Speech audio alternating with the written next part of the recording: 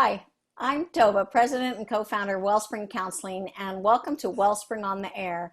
Today we're having a show, it's really a part two about abuse, and we're talking about the different kinds of abuse. So if you missed the first one, it was on physical and sexual abuse, and you can find it on our website, wellspringmiami.org, or on your favorite podcast channel, Wellspring on the Air, or on our YouTube channel, but you can find it under abuse, physical and sexual. And today we want to talk about verbal abuse, which is really emotional abuse, and spiritual abuse. And so we're going to talk those things through. With me to talk about this today, we have our therapist, Nicole. Hi, Nicole. Hey, thanks for having me, Tova. Glad to have you with us. And Kaara. Hi. All right. So it's a great team we have, and we're just going to dive right in. The first part we're going to talk about is verbal and emotional abuse.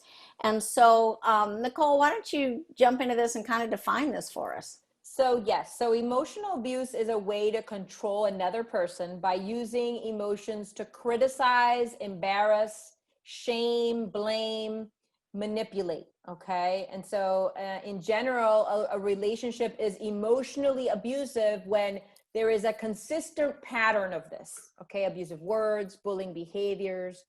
And in the end, what it does is that it makes the person's self-esteem just really, really low, and it can really create mental health concerns for the person receiving this abuse, this emotional abuse. So this is not just somebody being angry and yelling at somebody. This is a pattern. It's a pattern. That's the key word. Yes, the key word is pattern. It's consistent. It happens a lot.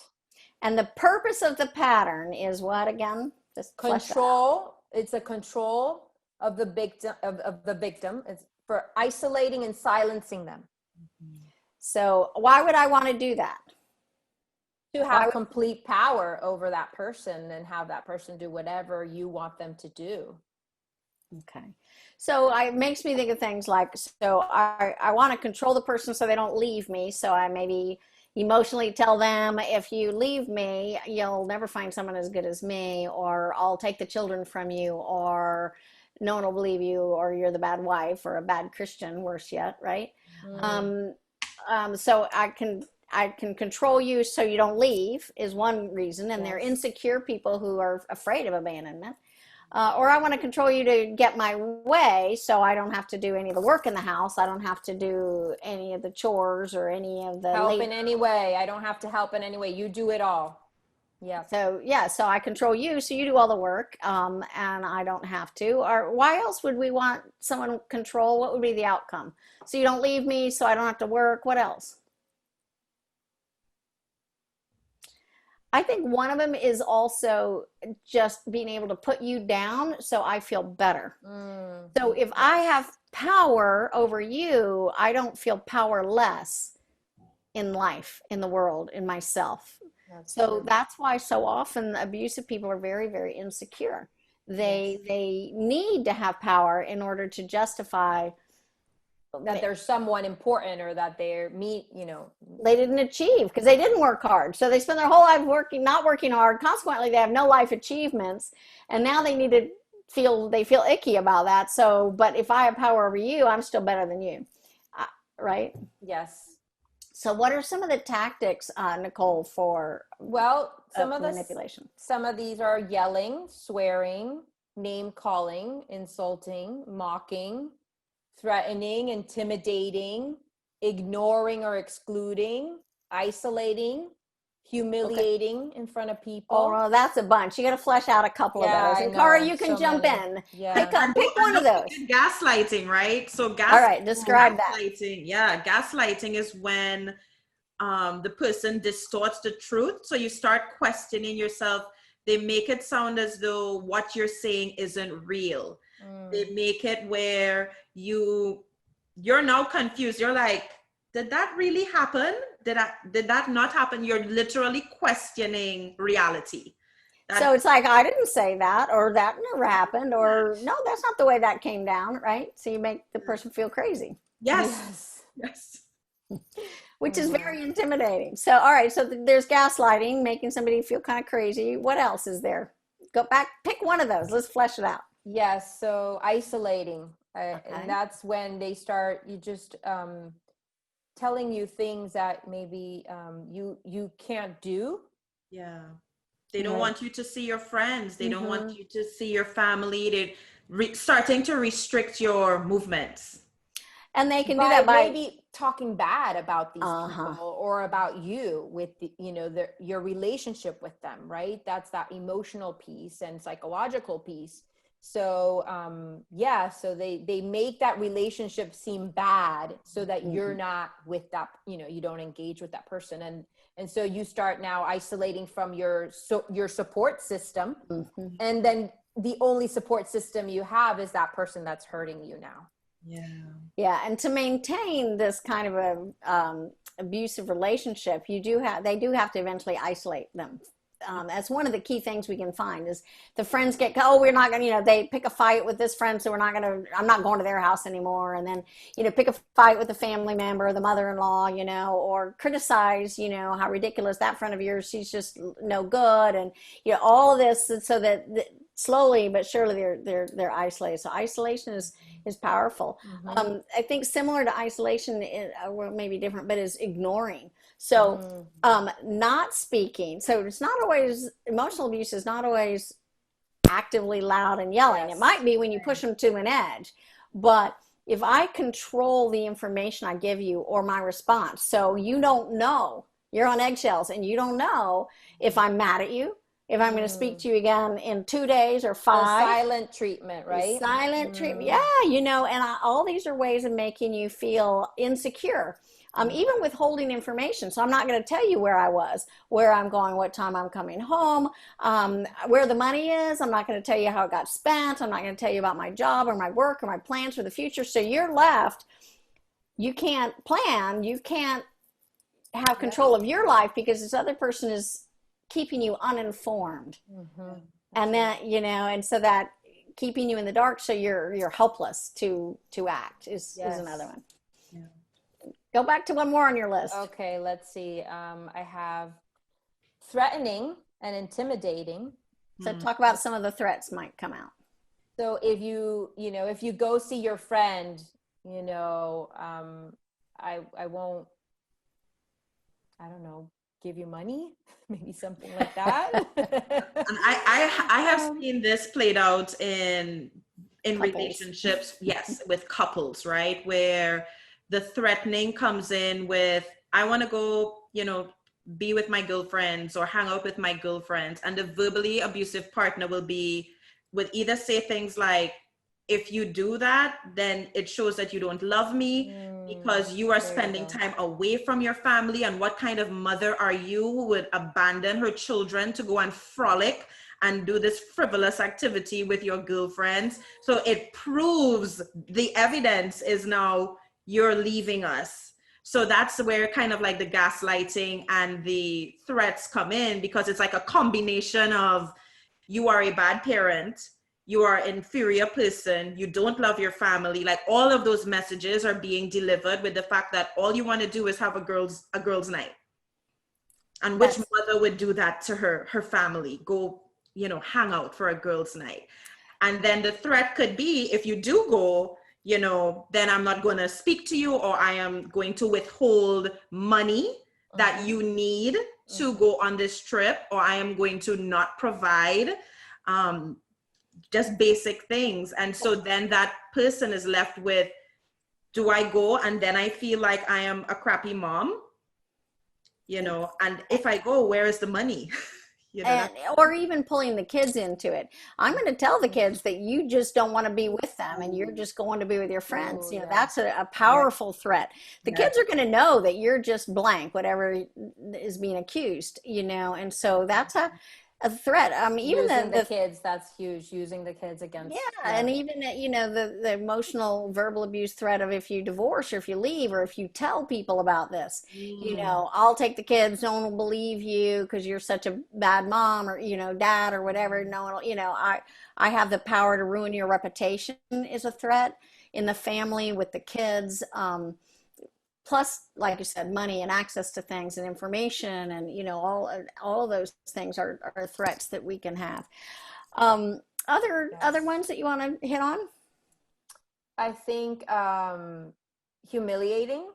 in Yes. front of people, just making you feel really bad and making you seem like a bad person or a bad mom, that kind of thing. And that can even be done in a joking way. Yeah. But it's like speaking badly about your partner or family member in front of other people. Actually, I think there are times parents do this and they don't realize they're really very verbally abusive of their kids. They talk about their kids in front of their kids in front of other people. You know, well, she got her, you know, they're trying to manipulate their child to work harder at school. Well, she never tries at anything. She's just lazy. You know, those are really, that's verbal abuse. It really is. I'm trying to manipulate my kid to do better, but really I want them to do better because I'm ashamed, and so I'm going to make them look bad in front of people, you know. But couples can do that with each other. They talk bad about each other. They humiliate each other, or even humiliating in front of you. So you talked about just yelling at someone, but name calling is really humiliating. So it's not I'm mad at you that you didn't pick up the kids this afternoon or do the groceries. It's I'm mad at you because you are lazy. You are, you know, worthless. You're just a hopeless mom, or you know, you're just a whatever, you know, actual name callings, you know, including vulgar ones, you know, and that make you that those are just barbs that go right into our souls, you know, that Satan picks us. We walk away thinking, maybe I am this or that, you know. And this is why we don't know a lot about people who are in abusive relationships, verbally abusive relationships. It's the best kept secret. Oh yeah. Because they've begun to think they're crazy. And the longer you're in it, the harder it is to get out, because you get isolated and you lose trust in yourself. Self-esteem is completely gone. Yeah. I must be that bad. Nobody else would put up with me. And there's a growing belief and a growing helplessness that happens in a verbally and emotionally abusive relationship. And that leads to the denial of abuse and blaming the victim. So this is when, oh, you made me do it. You make me so angry. Yeah. You know, it's your fault. Mm-hmm. I have some questions. Like, if do you feel like maybe you're in an emotionally abusive relationship? Do you feel afraid of your partner a lot of the times? Do you avoid certain topics out of fear of angering your partner? Do you feel that you can't do anything right for your partner? Do you wonder if you're the one that's crazy? Do you feel emotionally numb and helpless most of the time? Does your partner humiliate you or yell at you, criticize you, puts you down a lot, treats you so badly that you get embarrassed in front of your friends, have a bad and unpredictable temper, threatens you to take the children away or harden them, threatens to commit suicide if you leave, forces you to have sex, that's more of a physical, but still, destroys things that belong to you, acts with excessive jealousy or possessiveness, constantly checking up on you. Some things to just think about and see, you know, are you in this type of relationship? And it could be a spouse, a boyfriend or girlfriend. And I'd like to broaden it to kids and their parents too. There are times, you know, parents can slip into this more easily than they realize because they are responsible for their children. So it seems normal. But control is normal to have over yes, because you're supposed to and do a good job of it. But when the way we control our children is through humiliating them, is through threatening them, is through putting them down, making them feel ashamed as the dominant tool, then it is verbal abuse for the children too. Yes. And that can happen also in just relationships. There are many girlfriend, you know, men to men relationships that have that bullying quality that's like this. So this can happen to teenagers among their peers. It really is that it's the pattern of putting another down in order to control them to get your way. And so yeah, in school relationships we call it bullying. And Yes. it's the same kind of thing. Well, you've asked a great list of questions. So to our listener, if this is triggering you, if this is hitting home, we want to invite you to Wellspring. We want to invite you to our blog on our website, wellspringmiami.org. Look for more information. Call the office. Come in and get an assessment. Get us just have a consultation and see if this is something that you're dealing with that you might want some support to get out of. And we really want to invite you to that. If you want to do some work intensively, you know this is an issue in your life, we have a Restore Retreat, which is for adults to do 4 days of intensive work in a group setting with lots of fun art experiences and other things. You're not alone in your suffering, and we invite you to that form of therapy. So we're going to take a quick break, and we will be right back.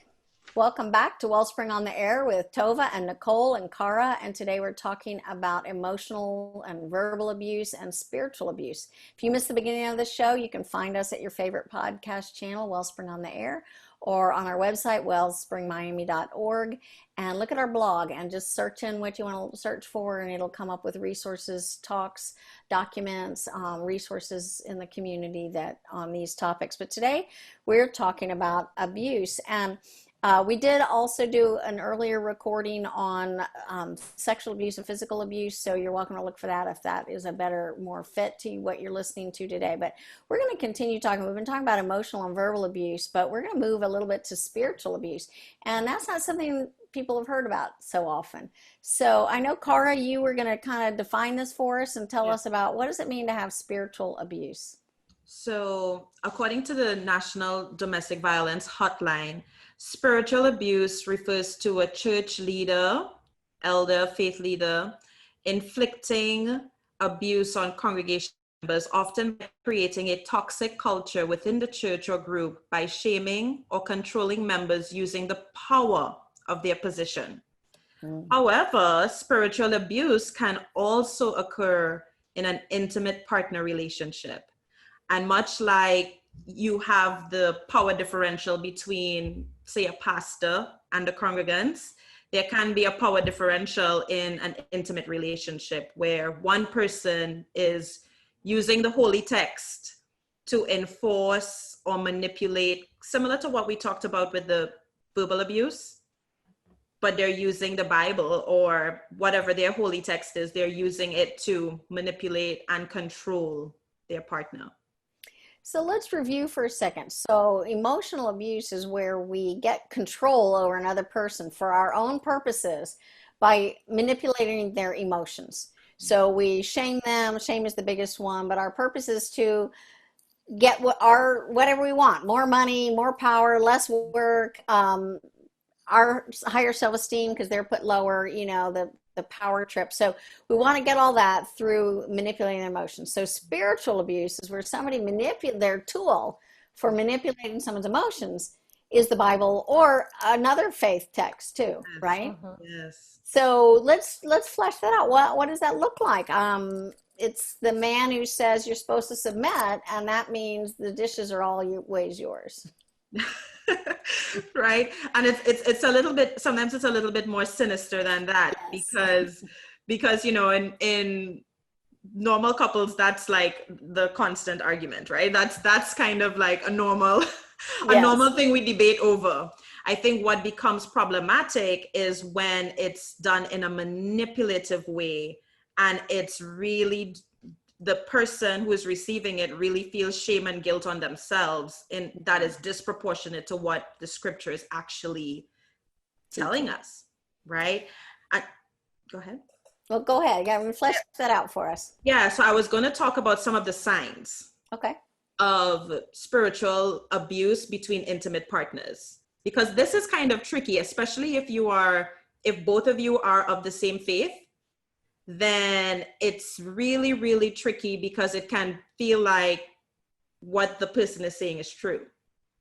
And we want to be good in our faith. If people have a desire to follow their faith, then they want to follow what their faith is telling them. So Exactly. And I assume particularly if one has more knowledge than the other, even more, right, can be used. Yes, yes. And it is not uncommon to find this among people who are spiritual leaders in their faith, whether you're a deacon, an elder, a pastor, that your wife, may be the recipient of spiritual abuse, because you already have that power differential in position in your church, but also in your relationship, because you know more. Yeah. So what are some of those signs? Yeah. So some of them are, when you're not of the same faith, it's about preventing your partner from going to any of their religious services. It sort of goes back to the emotional abuse of isolation. We're isolating you. A lot of people who may be in a relationship where one person is a Christian and the other is not, may have a situation where their partner is telling them or forbidding them, preventing them from using or accessing their community of faith, because they recognize that is an area where it's a support. Yes, it's a support system. So I'm trying to rid you of all your support systems. And if for a lot of Christians or people of faith, their faith community is a major support system in their lives.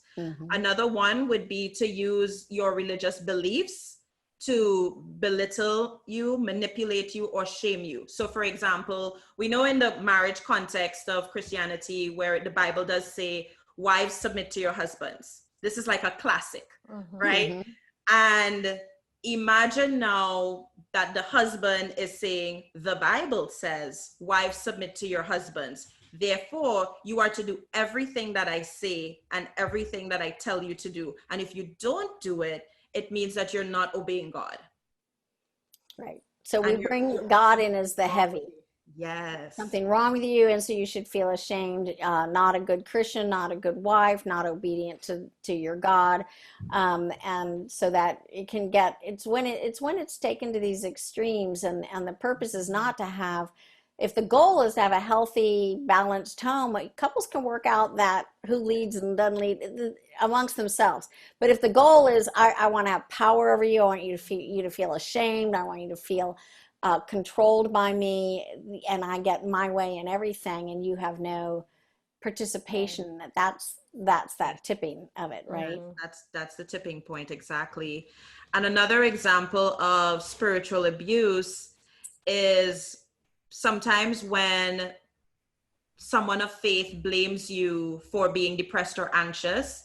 They tell you that is a lack of faith, that the reason why you're depressed is because you don't have faith in God, and you're anxious because God is punishing you and bringing all of these mental health related symptoms to your life because of your lack of faith. And what that does is that it prevents people from seeking the help that they need because of the shame and guilt that they feel. They think, well, if I am sad, it's because of my lack of faith. And therefore it keeps them stuck. It's very powerful, manipulative, and I've seen people really suffer there. The lack of faith thing can also be used to manipulate people to do what you want. So giving your money. If you aren't willing to give all your money to the church or to me, the religious leader, then you don't have enough faith in God to provide for you, so that you don't have enough faith. Or let's say even I want to invite you to become a missionary. And I say, you come be a missionary, and you say, well, I don't feel God calling me that. Well, maybe you don't have enough faith. Maybe you're not really praying enough, and you're not listening to God. And so again, it can be used to manipulate somebody to do what you want them to do on the basis of you don't have enough faith, you're not a good Christian, you're not any of those things. Right. And whether that's in the Christianity or within a cult, if you were really zealous, you would take this cause, you would do this action, you would put your money here or do that. So anything where the way we get people to do what we want them to do, control them, is by giving them a spiritual dictate. Yes. Instead of for their sake, but it's for our sake to get more. That's the power of abuse, spiritual abuse. I think when we can recognize that God gave us free will, right? That even God, in his infinite wisdom and glory, he did not force us, he does not force us to follow him. He asks us to follow him. And so anytime you're in a relationship, whether it's a spousal relationship or you're part of a church community, and you feel forced into doing anything, you feel forced to give of your money, or you feel forced to have sex, even because it's said, the Bible said you need to submit.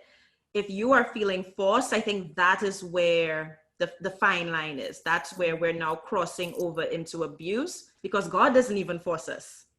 No, he is the great respecter of our wills and our choices, for the better or for worse. Right. But he respects us. But he stands at the door and knocks, and we have to open. He's a respecter of us.